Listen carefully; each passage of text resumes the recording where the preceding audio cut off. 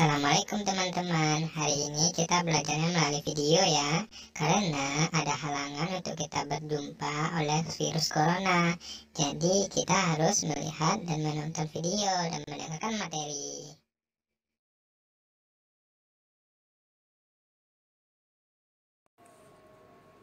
Halo, kembali lagi dengan Padian lagi di sini. Tidak bosan kan dengan saya? Oke, selamat datang kembali. Nah, di video pembelajaran kali ini, seperti biasa, kita akan mulai belajar. Nah, tapi sebelumnya, boleh dong, kalau kamu menyukai video ini, klik tombol like dan juga klik tombol subscribe. Juga di situ ada klik tombol lonceng notifikasi agar kamu dapat menerima notifikasi terhadap video-video baru dari channel ini. Oke, nah sekarang kita mulai putar intronya. Yuk!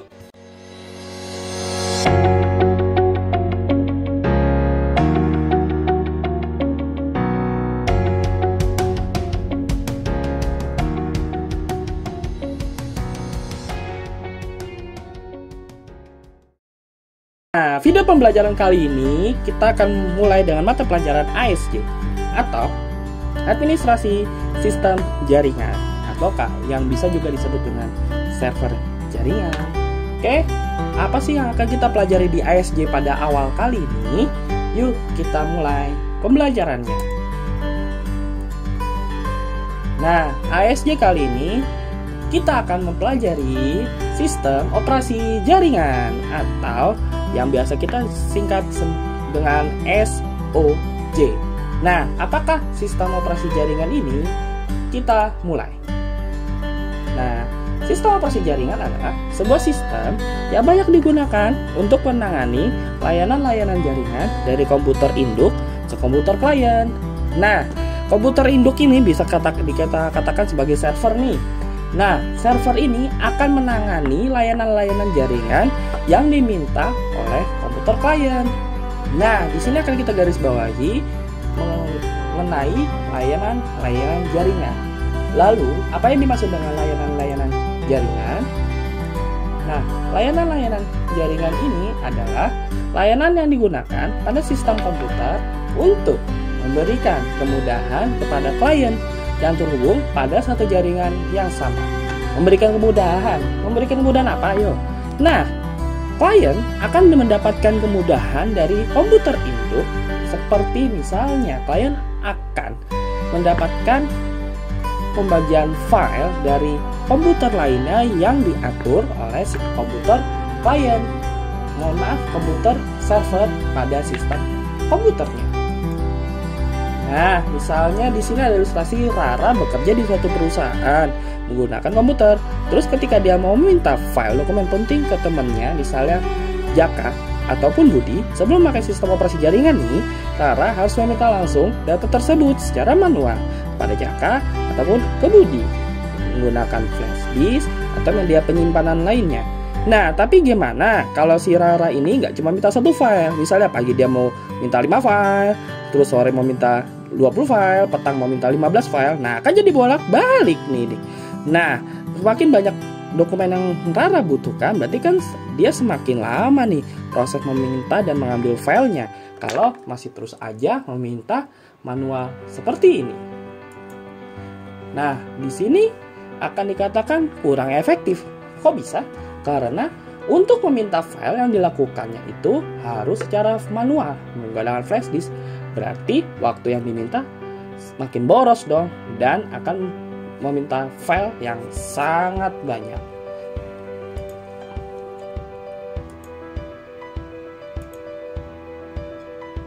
Nah, di sini misalkan ada komputer induk nih atau komputer server.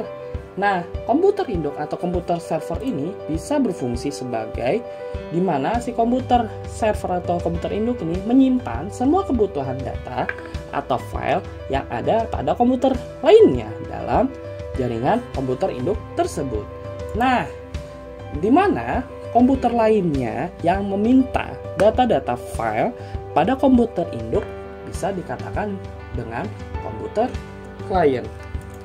Nah, dalam ilustrasi berikut nih, Setelah sadar kalau ternyata kurang efektif ini, perusahaan Rara dan Jaka akhirnya menerapkan sistem layanan jaringan perusahaan, yaitu menyediakan satu komputer yang digunakan untuk komputer induk dan komputer lainnya, di mana perusahaan tersebut menyimpan segala data yang digunakan untuk komputer klien. Nah, saat perusahaan sudah mulai SOJ nih, Rara dan pekerjaan membutuhkan data, tinggal minta akses deh ke tempat duduknya, di mana tinggal meminta data dari komputer atau pekerja lain, maka kan jadi lebih praktis nih. Nah, jadi bisa lebih cepat dan efisien.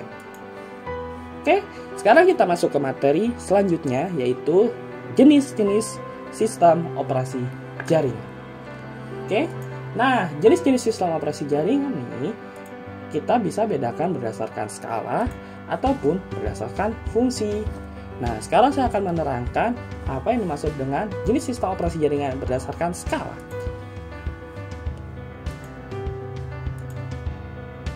Nah, untuk yang berdasarkan skala, ada personal area network, ada local area network, ada metropolitan area network, dan ada wide area network. Nah, penjelasan ini sudah saya jelaskan pada video sebelumnya. Pastikan kamu nonton ya video sebelumnya. Oke, lanjut. Sekarang kita masuk ke jenis sistem operasi jaringan berdasarkan fungsi. Nah, apa sih jenis sistem operasi jaringan berdasarkan fungsi? Nah, berdasarkan fungsinya, sistem operasi jaringan itu ada sistem operasi jaringan client, lalu juga ada sistem operasi jaringan server. Nah, pada sistem operasi jaringan client dan sistem operasi jaringan server, berarti di sini ada sistem operasi jaringan yang dibutuhkan oleh klien dan sistem operasi jaringan yang dibutuhkan oleh server. Nah, di sini ada juga nih yang berdasarkan fungsi komputer dalam jaringan. Di sini bisa terlihat bahwa ada jaringan peer-to-peer dan ada jaringan client server. Nah, jaringan peer-to-peer itu adalah di mana antar komputer, baik dari komputer induk dan komputer klien, itu saling terhubung satu sama lain. Misalnya, penggunaan komputer klien itu ada dua, dan dua komputer klien itu terhubung ke server secara terarah. Dan untuk client server, di mana komputer induk bisa juga dikatakan sebagai server ataupun klien. Begitu juga komputer lainnya bisa dikatakan server atau bisa dikatakan sebagai klien. Oke, sampai di sini kita masuk ke materi selanjutnya. Nah, materi selanjutnya mengenai jenis-jenis sistem operasi jaringan nih berdasarkan GUI atau Graphics User Interface. Kok grafis? Nah, grafis ini kan berarti sistem operasi jaringan tersebut memunculkan gambar pada layar monitor yang bisa berinteraksi dengan pengguna dari sistem operasi tersebut. Nah, ada juga nih yang berdasarkan dengan CLI atau Command Line Interface. Nah, sistem operasi jaringan ini digunakan pada komputer pada skala yang sangat rendah. Nah, di mana komputer server ini ketika memunculkan sistem operasinya hanya berbasis teks dan tidak memunculkan gambar ataupun kursor mouse. Jadi, kebalikan dari sistem GUI ya. Nah, sekarang kita mulai jenis-jenis SOJ berdasarkan grafis atau graphical user interface-nya. Nah, pertama ada sistem operasi terbuka atau open source, di mana sistem operasi terbuka ini kode programnya itu dibuka oleh si perusahaan. Jadi, dengan kata lain, orang-orang lain itu dapat mengembangkan sistem operasi ini, lalu dia bebas biaya untuk menggunakan sistem operasi ini alias gratis. Nah, ini ada contoh-contohnya nih, di mana ada Linux Debian, di sini ada juga Linux CentOS, juga ada OpenSUSE, dan selanjutnya di sini ada yang sudah mungkin teman-teman pakai, yaitu Ubuntu. Nah, yang kedua ada sistem operasi tertutup atau closed source. Nah, sistem operasi tertutup ini biasanya kode pengembangnya itu dirahasiakan oleh perusahaan. Dan karena dia bersifat rahasia, maka hanya perusahaan tersebut yang bisa mengembangkan sistem operasi ini. Makanya, sistem operasi tertutup itu biasanya bersifat eksklusif. Jadi, otomatis karena bersifat eksklusif, berarti otomatis sistem operasi tertutup ini berbayar dong ketika kita menggunakannya. Nah, contoh-contohnya adalah misalnya ada Windows Server 2003. Terus di sini ada Windows Server Active Directory. Nah, ada Windows Server 2012. Dan yang paling baru saat ini adalah Windows Server 2016. Nah, di sini juga bisa memakai server Macintosh yang dari Apple. Nah, untuk ralatnya Windows Server 2020 ternyata akan terbit beberapa dekade lagi. Oke, kita masuk ke materi berikutnya. Nah, di sini saya akan menerangkan bagaimana sih karakteristik umum dari sistem operasi jaringan. Kenapa? Karena tadi saya sudah terangkan ada sistem operasi jaringan yang bisa digunakan oleh komputer induk. Kalau tidak bisa digunakan oleh komputer induk berdasarkan karakteristik umum ini, berarti dia tidak dapat dikatakan sebagai sistem operasi jaringan. Nah, berdasarkan karakteristik umumnya ini, sistem operasi jaringan bisa berdasarkan pada satu nih, memiliki pusat kendali dan sumber daya jaringan. Lalu yang kedua, memiliki akses aman ke sebuah jaringan. Dan yang ketiga, mengizinkan remote user untuk terhubung ke jaringan, misalnya nih untuk perbaikan server itu sendiri. Nah, yang keempat, memiliki pengguna untuk terhubung ke jaringan lainnya, misalnya pengguna tersebut diizinkan untuk terhubung ke jaringan internet. Dan yang kelima adalah melakukan cadangan data atau backup dan memastikan data tersebut itu yang sudah dicadangkan tersedia untuk jangka waktu yang ditentukan. Oke, nah sekarang saya akan menerangkan ilustrasinya seperti ini. Kita masuk ke nomor 1. Memiliki pusat kendali dan sumber daya jaringan. Nah, yang dimaksud adalah misalnya nih, si Rara mau bekerja di suatu perusahaan menggunakan komputer, terus dia mau minta file nih, dokumen penting ke temannya sejak ataupun Budi. Nah, pusat kendali jaringan tersebut menjadikan satu komputernya itu menjadi kendali jaringan. Nah, komputer induk ini akan digunakan untuk mengelola atau manajemen segala sesuatu yang ada di jaringan tersebut. Seperti yang sudah tadi kita jelaskan ketika si Rara dan Budi meminta file secara manual. Tapi kalau sudah ada SOJ akan menjadi otomatis. Nah, sekarang yang kedua, memiliki akses aman ke sebuah jaringan.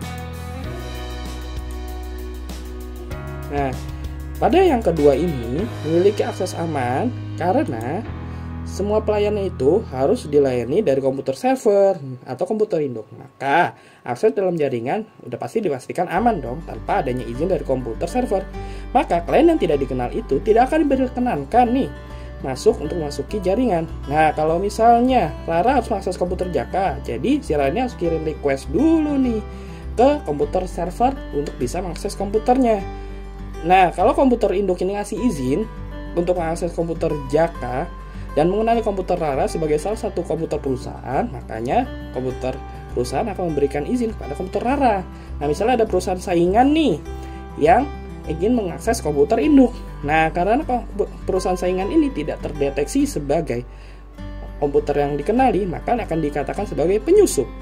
Nah, maka penyusup itulah akan ditolak aksesnya agar perusahaan Rara itu aman dari penyusup. Oke, kita lanjut ke ketiga.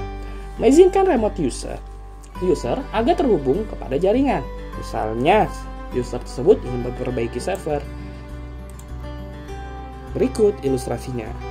Nah, di sini misalnya adanya izin dari komputer induk tadi, maka komputer klien satu dengan yang lainnya bisa memiliki akses untuk saling terhubung satu sama lain terhadap komputer yang bisa mengontrol komputer satu dengan komputer 2 dari jarak jauh. Misalnya komputer yang Jaka nih mengalami error untuk nyetak data dan nggak bisa memperbaiki permasalahan tersebut si Jaka, maka Budi mengontak Jaka untuk bisa memperbaiki komputer tersebut melalui pesan singkat.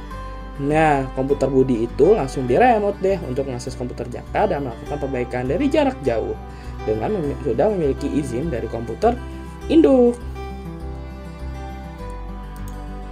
Nah, kita masuk ke yang keempat nih, di mana mengizinkan pengguna untuk terhubung ke jaringan lainnya, misalnya terhubung ke internet.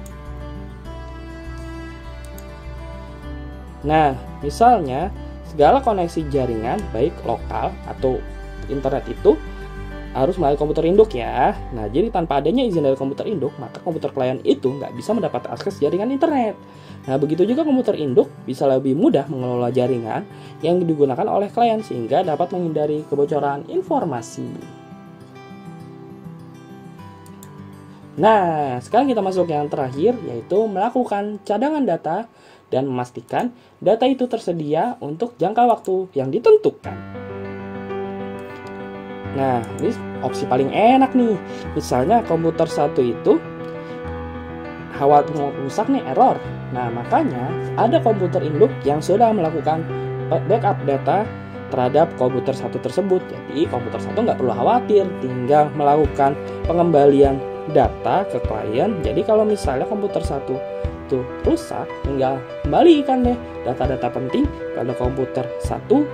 Nah, kalau begini kan enak, komputer satu tidak perlu was-was ketika dia mengalami kerusakan ataupun kehilangan data yang dilayani oleh komputer induk dan melakukan pencadangan data terhadap komputer satu tersebut. Oke ya, terima kasih untuk materi ASC sekarang kali ini. Nah, untuk materi selanjutnya, di video selanjutnya saya akan mungkin menerangkan hewan berikut ini nih. Tahu nggak nih hewan apa? Nah, betul, ini adalah penguin yang merupakan logo dari perusahaan sistem operasi terkenal yang sudah berkali-kali kita sebutkan tadi. Tahu apakah hewan ini? Silakan tulis di kolom komentar. Oke, saya pamit. Saya goodbye. Bye.